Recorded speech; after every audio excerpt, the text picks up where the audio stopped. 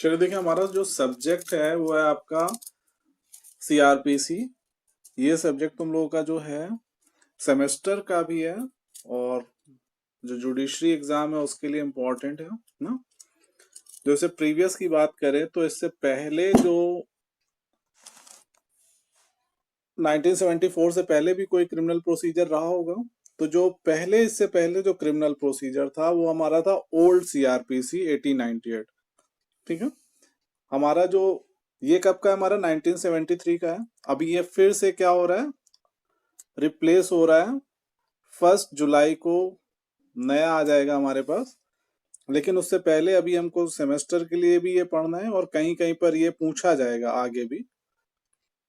और रीजन क्या है इसको पढ़ने का, एक्चुअली जितनी भी प्रोसीडिंग्स होती हैं हमारी आईपीसी की या अदर कोई लॉ बना हुआ है उसके अंदर अगर कोई प्रोसीडिंग करनी है, ट्रायल करना है कोर्ट को, चाहे वो किसी भी तरह का ट्रायल हो, सम्मन से रिलेटेड हो, वारंट केस से रिलेटेड हो, तो उसके लिए जो ट्रायल किया जाएगा वो हमारा किसके अंदर किया जाता है, सीआरपीसी के अंदर।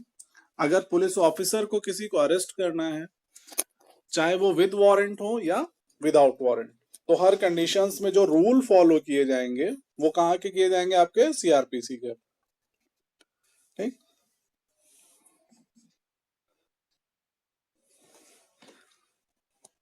तो सीआरपीसी में जो भी हम पढ़ने वाले मोस्ट इंपॉर्टेंट है, क्योंकि नॉर्मल लाइफ में हमने देखा होगा पुलिस वाले आते हैं, अरेस्ट कर लेते हैं बिना किसी बात को बताए हुए। तो कुछ पावर्स दी गई हैं पुलिस वालों को, मिली हुई हैं कुछ पावर्स, कुछ कोर्ट को मिली हुई हैं यहाँ पर, और कुछ आपको मिली हुई हैं मतलब लॉयर्स को। अब बात आती है कि स्टार्टिंग में भी क्या कोई सीआरपीसी थी, इससे पहले भी जो हमने आईपीसी पढ़ी है तो हमारा आईपीसी 1860 का है। तो बात आती है क्या उसके बाद का भी कोई ऐसा लॉ है जो था जो गवर्न करता आईपीसी को। तो ऑल ऑब्वियसली उससे पहले भी था, 1974 से पहले भी एक सीआरपीसी था जिसका कि नाम था ओल्ड सीआरपीसी के नाम से हम लोग बात करते हैं उसकी। वो कब का था, 1898 का। जो आपका ओल्ड सीआरपीसी था वो आपका था 1898। इसमें जो टोटल सेक्शंस की बात करें तो ओल्ड सीआरपीसी में आपके पास 568 सेक्शंस थे और इसमें टोटल शेड्यूल थे आपके 5। अभी हम किसकी बात कर रहे हैं, ओल्ड सीआरपीसी की। ठीक है। इसमें जो टोटल आपके चैप्टर थे ओल्ड सीआरपीसी में, वो टोटल कितने सेक्शन थे आपके 568। और अगर बात करें टोटल शेड्यूल कितने थे, तो टोटल शेड्यूल वहां पर 5 थे। पहले जो चीजें गवर्न होती थी इस सीआरपीसी से पहले, वो किससे होती थी, ओल्ड सीआरपीसी से।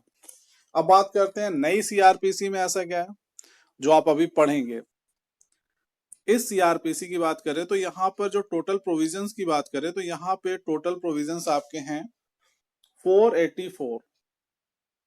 टोटल सेक्शंस कितने बताए गए सीआरपीसी में, 484। और चैप्टर्स की बात करें तो टोटल 37 चैप्टर्स में ये डिवाइड है। ठीक।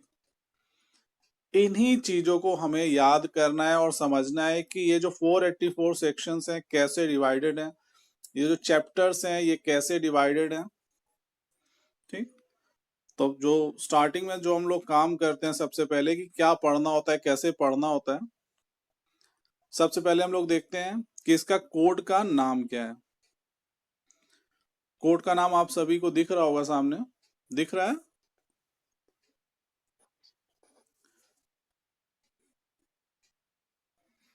देखिए कोड का नाम यहाँ पर जो बताया गया है वो क्या है, code of criminal procedure. Code का नाम आपका क्या है, code of criminal procedure. Act number क्या है इसका, एक्ट नंबर 2। इसका मतलब क्या होता है कि इससे पहले एक और एक्ट आपका क्या है, बन चुका है। और ये उस साल जो नोटिफाई हुआ था, कौन से नंबर का एक्ट था, दूसरे नंबर का। अब बात आती है कि इसका प्रियम्बल क्या बात करता है। ये जो ऊपर लिखा हुआ है ये पोर्शन, ये क्या है आपका प्रियम्बल। ठीक है। यहाँ पर आप देखेंगे आपके सभी एक्ट्स में कहीं ना कहीं डिफरेंट डिफरेंट चीजें लिखी होती हैं। यहाँ पर जो वर्ड यूज किया गया है प्रियम्बल में, टू कंसोलिडेट एंड अमेंड, ये मोस्ट इंपॉर्टेंट वर्ड है। ये कहीं ना कहीं जो वन लाइनर क्वेश्चन बनते हैं ना, अभी आप लोग के यूनिवर्सिटी में भी ऑब्जेक्टिव क्वेश्चंस आने लगे हैं और प्री में भी जो पैटर्न रहता है वो कैसे रहता है, ऑब्जेक्टिव। तो वहां पर ये क्वेश्चन बहुत पूछा जाता है कि सीआरपीसी का जो प्रियम्बल है वो किस चीज की बात कर रहा है, किस चीज की बात कर रहा है, कंसोलिडेशन और अमेंड की। फिर उसके बाद आगे बढ़ते हैं तो यहां पर एक डेट लिखी हुई है, क्या लिखा हुआ है, 25 जनवरी 1974। ये आपकी कौन सी डेट है, इनैक्टमेंट डेट है, ठीक है। इनैक्टमेंट डेट है आपकी का 25 जनवरी 1974। अब बात करते हैं इनैक्टमेंट डेट क्या होती है। तो देखिए कोई भी बिल जब बनता है तो उसको क्या करना पड़ता है, दोनों हाउसेज में जाना पड़ता है, फिर उसके बाद उसमें प्रेसिडेंट अपनी मंजूरी देते हैं। तो जब कोई पर्टिकुलर बिल दोनों हाउसेज से पास हो जाता है, प्रेसिडेंट के पास जाता है, प्रेसिडेंट उस पर अपनी सहमति दे देते हैं।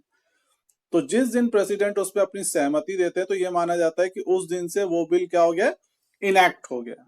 तो यहां पर जो इनैक्टमेंट की डेट बताई गई है क्या है, 25 जनवरी 1974। फिर हर एक्ट की तरह इस एक्ट में भी देखिए सबसे पहला जो सेक्शन है जो बात करता है वो क्या करता है, short title, extent and commencement की। ठीक, शॉर्ट टाइटल की अगर हम बात करें तो शॉर्ट टाइटल इस एक्ट का क्या है, दिस एक्ट में be called the code of criminal procedure. इस एक्ट का जो शॉर्ट टाइटल है वो क्या है, कोड ऑफ क्रिमिनल प्रोसीजर 1973। फिर दूसरी बात आती है इसका एक्सटेंशन का है, यहीं पे देखिए जो ऊपर दे रखा है आपका short title, extent and commencement दे रखा है, यहीं पर जो वर्ड यूज किया गया शॉर्ट टाइटल ना, शॉर्ट टाइटल हम लोगों ने देख लिया, शॉर्ट टाइटल क्या है इसका, the code of criminal procedure. फिर बात करते हैं एक्सटेंट की। एक्सटेंट का मतलब ये होता है कि ये कहां तक एप्लीकेबल है, ये जो पर्टिकुलर कोड है अगर इसकी बात करें तो ये कहां तक एप्लीकेबल है, ये बताता है आपका सेक्शन 1। इसमें जाने से पहले जो सब सेक्शन 2 बात करता है एक्सटेंट की, इसमें जाने से पहले हम देख लेते हैं इसकी कमेंसमेंट की डेट, मतलब इन्फोर्समेंट डेट। देखिए सब सेक्शन 3 इसकी बात करता है, it shall come into force on the first day of April 1974। 1 अप्रैल 1974। इस डेट को हम किस नाम से जानते हैं, इन्फोर्समेंट डेट। देखिए ये ऊपर जो डेट लिखी हुई है, ऊपर कौन सी डेट लिखी हुई है, 25 जनवरी 1974, ये आपकी कौन सी डेट है, इनैक्टमेंट डेट। इस दिन उस पर्टिकुलर बिल पे प्रेसिडेंट ने अपनी असेंट दे दी थी, ठीक है। और ये जो पर्टिकुलर डेट है, इस दिन क्या होता है, जो गवर्नमेंट होती है वो उसको गजट में नोटिफाई करती है और फिर इस डेट के बाद वो पर्टिकुलर एक्ट पूरे इंडिया में या जिस पार्ट में भी उसको लागू किया जाता है उस जगह पर ये एप्लीकेबल हो जाती है, मतलब वहां पर ये फोर्स में आ जाती है कि अब अगर कोई एक्ट इसके साथ हो रहा है तो यही पर्टिकुलर एक्ट यूज किया जाएगा और नहीं, ठीक है। अब आते हैं इसके सबसेक्शन 2 पे। सबसेक्शन 2 की बात करें तो सबसेक्शन 2 देखिए थोड़ा सा बड़ा है लेकिन इसको हम ब्रेक करके पढ़ेंगे, ठीक। एक बार इसको रीड कर लीजिए और सभी लोग अपनी बेयर एक्ट लेके बैठना। बेयर एक्ट नहीं है तो आप रीड करते हुए चलिएगा और जो भी पॉइंट आपको समझ में आ रहा है उसको अपने कॉपी में नोट करते जाइएगा।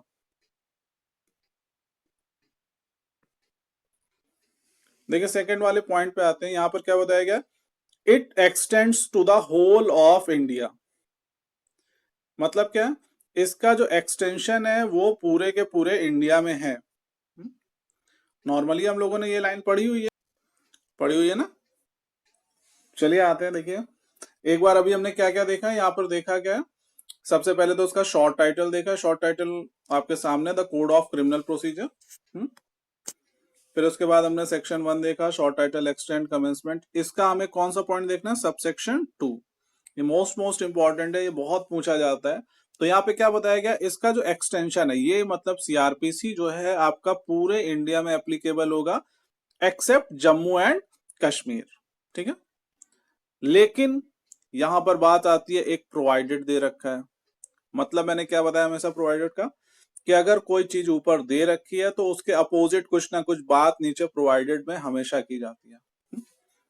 तो इसका मतलब क्या है, एक बार इसको बहुत केयरफुली रीड करते हैं। इसमें सिंपल सी चीज बताई गई है कि दो जगहों पर, ये जो ए और बी दे रखे हैं, इन दो जगहों पर स्टेट ऑफ नागालैंड और ये ट्राइबल एरिया, इन दो जगहों पर अगर बात करें तो आपका जो सीआरपीसी है वो लागू नहीं होगा।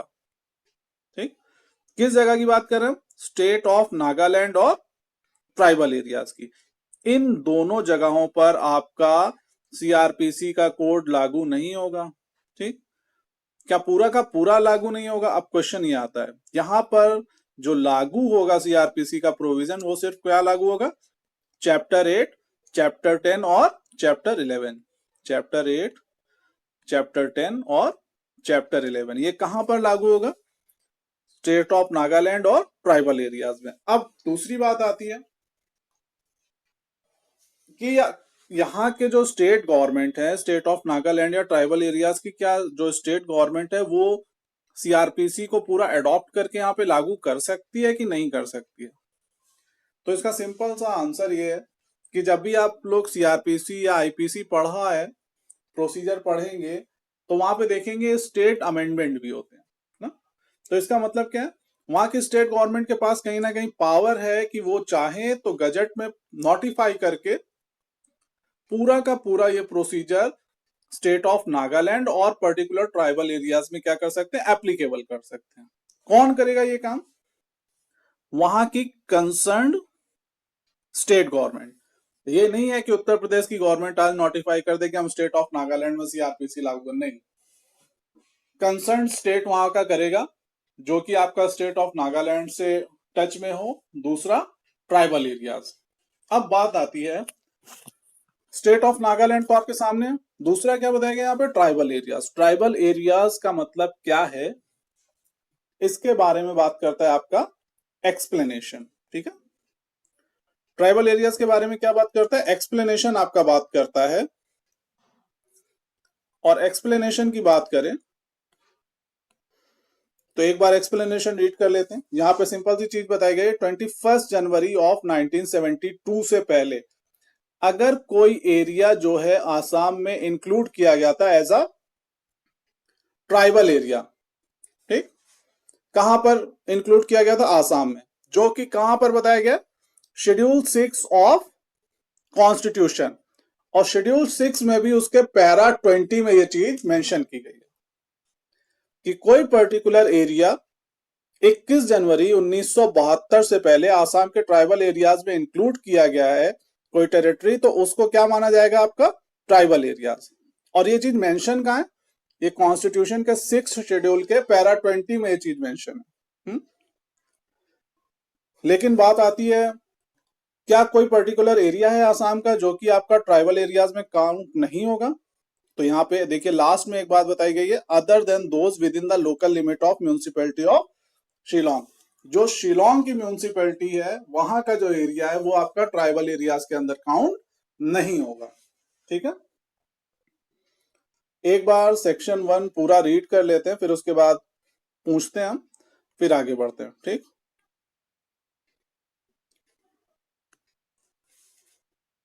देखिए यहाँ पे सबसे पहले एक बार रीड कर लीजिए, फिर मैं दोबारा इसको रिकॉल करवा दूं।